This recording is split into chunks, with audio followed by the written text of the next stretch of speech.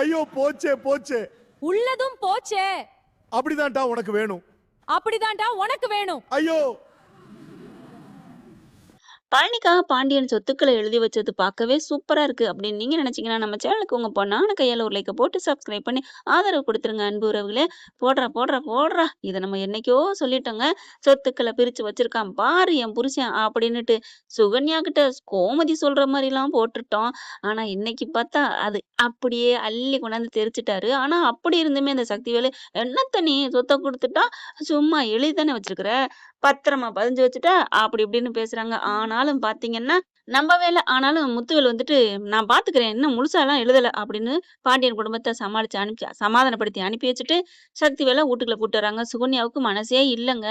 வா நம்ம அங்க போயிருவோம், இனிமே இங்க இருக்கக்கூடாது. ஏங்க பழனியை கூப்பிட்டுக்கிட்டு சொல்லுது, ஏங்க அங்க போகணும், வேணாங்க, ஏன்னா அங்க வசதியே இல்லை அப்படிங்குது. அடிங்க ஒய்யால, நீ யாரு எப்படிப்பட்டவன்னு தெரியாது. சக்திவேலு பொண்டாட்டியோட ஒண்ணு விட்டு தங்கச்சிங்க. அது அங்கேயே ஒண்ணுமில்லாம இருந்தவதான் வாழாம வந்திருக்கதான் புருஷனை விட்டு வந்ததுதான். அது இன்னைக்கு பாத்தீங்கன்னா சரி இனியாவது அந்த பிள்ளை திருந்தும்னு பார்த்தா மறுபடியும் கொஞ்சம் கோவத்தை குறைச்சிட்டு மச்சான் உங்களுக்காண்டி சொத்து எழுதி வச்சது சந்தோஷம் தான் அப்படி இப்படின்னு போக மறுக்குது. ஆனாலும் ரொம்ப ஒரு அதாவது சொத்தை விட நீ இந்த வீட்டுக்கு உனக்கு ஒட்டும் இல்ல உறவும் இல்ல ஒட்டு நீ அப்படி இப்படின்னு சொன்னாங்க பழனிக்கு. பாவம் அது வாயிலா பூச்சி.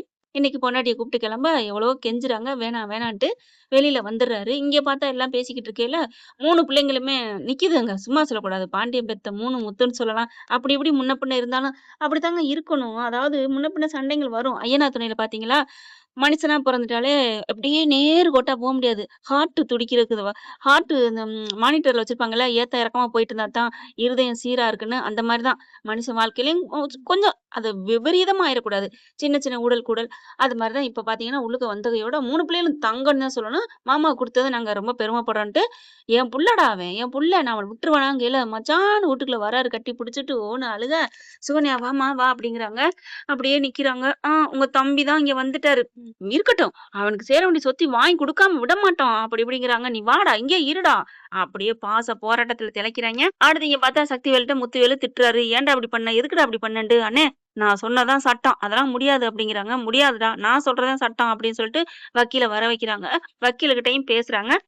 முறைப்படான்னு எழுத சொன்னா முடியவே முடியாதுன்னு சொல்லிட்டு வக்கீல்கிட்ட அந்த செதெல்லாம் போட்டு கிழிச்சு எரிஞ்சிடுறாரு சக்திவேலு. டேய் என்னடா பண்ற அப்படிங்கிறாங்க. குமார் பொண்டாட்டி பாத்தீங்கன்னா ஒண்ணுமே பண்ண முடியல, சுடரு வாயிலா பூச்சி மாதிரி நிக்குது. ஆனா பாக்கியா மட்டும் வந்திருந்தா ஏன் சம்மந்தின்னு சொல்லி ஆடி இருப்பா. சக்திவேலு ஒருவேளை அவளை துணைக்கு கூப்பிடுவாரா என்னங்கிறது தெரியல. அவங்க பொண்டாட்டி எவ்வளவு சமாதானப்படுத்துறாங்க, கேட்கவே இல்லை, கிழிச்சு போட்டுறாங்க. வக்கீல் பாக்குறாங்க, என்னங்க உங்க தம்பி உங்க பேச்சுக்கு மரியாதை கொடுக்க மாட்டாரா என்ன அப்படிங்கிறாங்க. சக்திவேலு மேல கோவம் வந்து பொசுக்குன்னு அரைஞ்சு விட்டுறாரு நம்ம முத்துவேலு. என்னன்னு அடிக்கிற பெரியப்பா, என்னப்பா பெரியப்பா அப்பாவை அடிக்கிற, டே வாயை மூடுங்கடா, கண்டிப்பா நான் குடுப்பேன், அதெல்லாம் முடியாது, நீங்க குடுத்தீங்கன்னா நான் சும்மா இருக்க மாட்டேன் அப்படின்னு சொல்லிட்டு என்ன பண்றான், வேகமா அடுப்படிக்கு போயிட்டு என்னத்தையும் பண்றான். அந்த காலத்துலதான் 10 லிட்டர் 5 லிட்டர் வச்சிருப்பாங்க மண்ணெண்ணெய். இப்ப எல்லாம் அதெல்லாம் இருக்காதுல்ல. என்ன பண்ற ஏது பண்ணுன்னு தெரியாம டக்குன்னு அதை நறுக்குறதுக்கு இல்லையா, காய்கறி நறுக்குறது, அதை எடுத்து அந்த கழுத்துல வச்சுட்டு இப்ப நீங்க சொத்துக்கள் எழுதுனீங்க நான் சும்மா விட மாட்டேன் அப்படிங்கவும், சரிங்க சார் இன்னொரு நாளைக்கு பாத்துக்கலாம் அப்படின்னு அவங்கள அனுப்பிடுறாங்க. ஏற்கனவே தான் பத்திரம் எல்லாம் கிழிச்சு போட்டாச்சே.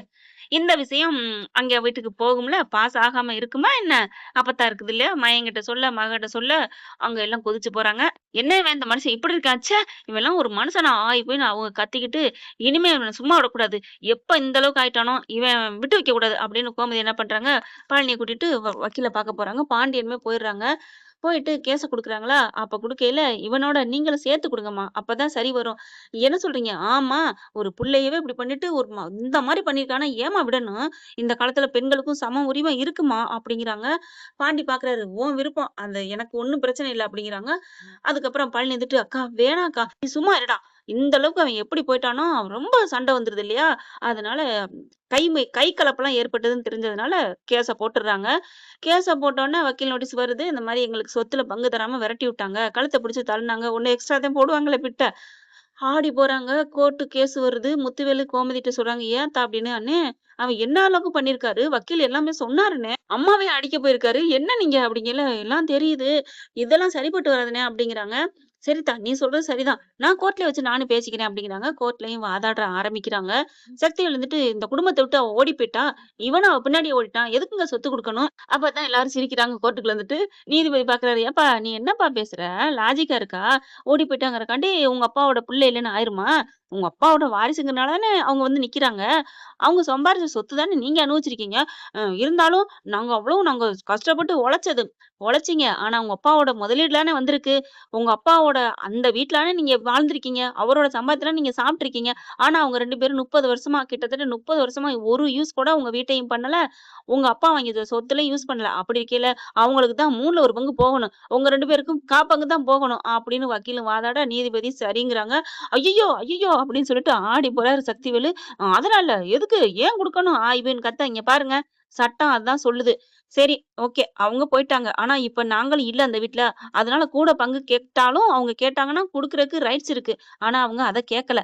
அவங்க 4 பங்கா பிரிக்க சொல்றாங்க. 4 பங்கா குடுக்குறதா இருந்தா இந்த கோர்ட் சமாதானமா போகும். இல்லைன்னா கோர்ட் வந்து என்ன வேணாலும் தண்டனை குடுக்கும். அத ஏத்துக்கணும் அப்படிங்கிறாங்க. முத்துவேலு கூண்டுல ஏறி இந்த மாரி எனக்கு சம்மதம். 4 பேருக்கும் 4 பங்கா போட எனக்கு சம்மதம் அப்படிங்கிறாரு. சக்திவேலு முடியாதுன்னு கத்துனா, அப்போ இந்த மாரி சக்திவேலு இத மறுக்கிறாரு. சொத்து குடுக்க மறுத்தா அதுக்கு என்ன தண்டனை அப்படிங்கிற மாரி நாளைக்கு தீர்ப்பு சொல்லுவேன் அப்படிங்கிறாங்க. ஐயய்யோ! அப்படின்னு சக்திவேலு பார்த்தா ஆடி போறாரு. என்ன என்ன சார் என்ன தண்டனை குடுப்பீங்க அப்படிங்கல, என்ன வேணா கிடைக்கலாம். 7 வருஷம் தண்டனை கிடைக்கலாம். இல்லையா சொத்து பூராமே அவங்களுக்கே குடுக்குற மாரி கூட வரலாம். இல்ல அதெல்லாம் இல்ல யுவர் ஆனர் அப்படிங்கிறாங்க. அப்புறம் நீங்க தான் ஒத்துக்க மாட்டேங்கிறீங்களே அப்படின்னு சொல்ல, இப்ப என்ன அவங்களுக்கு சொத்து குடுக்கணும். அவ்வளவுதானே. போனா போகுது. குடுத்துக்கங்க. பழனிக்கு குடுக்குறேன். அவ்வளவுதான். அவளுக்கு குடுக்க மாட்டேன் அப்படிங்கிறாங்க. என்ன அவ இவன் இங்க வச்சு பேசுறீங்க? இப்பவே இம்புட்டு பேசுனா, அப்ப இது நாள் வரைக்கும் எப்படி பேசியிருப்பீங்க? அப்படிங்கையில, உடனே வக்கீல் பழனி வக்கீல் இருந்துட்டு, அவங்க இத்தன வருஷமா அந்த தங்கச்சிய போட்டு படுத்தி தாங்க எடுத்துட்டு இருந்திருக்காங்க. பாவங்க அவங்களுக்கு சொத்து வேணும் அப்படிங்கிறாங்க. கோமதி இருந்துட்டு, எனக்கு கூட வேணாம். என் தம்பிக்கு குடுத்தா போதும் அப்படிங்கிறாங்க. உடனே பழனி இருந்துட்டு, இல்லங்க எனக்கு கூட வேணாம். எங்க அக்காவுக்கு குடுங்க. எங்க அக்கா பாவங்க. அதுவும் தான் பொறந்திருக்கு. எங்க அக்கா எங்கள வளர்த்துருக்கு. அப்படி இப்படின்னு சொல்ல, கோர்ட் சொல்லிருது. இங்க பாருங்க, உங்க அப்பாவோட வாரிசுங்க 4 பேரு. 4 பேருக்கும் கண்டிப்பா குடுத்தே ஆகணும். இல்ல அப்படின்னு சக்திவேலு சொல்ல, சைலன்ட் பேசாம இருங்க. அந்த சொத்து மூலதனமா வச்சு தான் நீங்க எல்லா சொத்தும் பண்ணியிருக்கீங்க. அப்படிங்கிற மூலாதாரத்துக்கு நீங்க 3/4 பங்கு குடுத்தாகணும். அப்ப அவங்களுக்கு 3/4 பங்கு குடுக்கட்டுமா? சரி வேணாம். என்னமோ பண்ணுங்க அப்படின்றாங்க. அதனால கோமதிக்கு, பழனிக்கு எல்லாருக்கும் சரி பங்கா வருது. அந்த வீடு அவங்க அம்மா காலத்துக்கு அப்புறம் அந்த வீட்லயும் 4 பங்கு அப்படின்னு சொல்லி தீர்ப்பு சொல்லிர்றாங்க. ஆடி போறாங்க. ஒண்ணுமே பண்ண முடியல.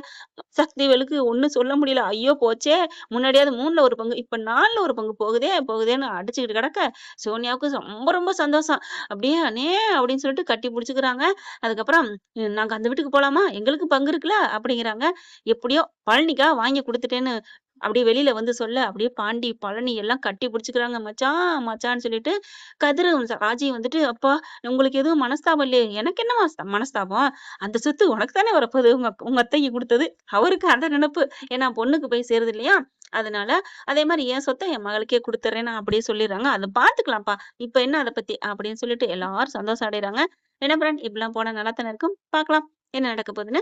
இந்த பதிவு உங்களுக்கு பிடிச்சிருந்துச்சுன்னா, உங்க பொண்ணான கையால ஒரு லைக்க போட்டு சப்ஸ்கிரைப் பண்ணி ஆதரவு குடுங்க அன்பு உறவுகளே. Thank you friends. இந்த வீடியோ உங்களுக்கு பிடிச்சிருந்தா தயவு செய்து லைக் பண்ணுங்க. இன்னும் அப்டேட்ஸ்க்காக சேனலை சப்ஸ்கிரைப் பண்ண மறக்காதீங்க. நம்ம கிட்ட இருக்க எல்லா சேனல்ஸோட லேட்டஸ்ட் வீடியோ அப்டேட்ஸ்க்காக மேல ரைட் சைடுல காட்டுற லிங்கை கிளிக் பண்ணி வாட்ஸ்அப் குரூப்ல ஜாயின் பண்ணுங்க. உங்களிடம் விடைபெறுவது நான் உங்கள் மெஹர்.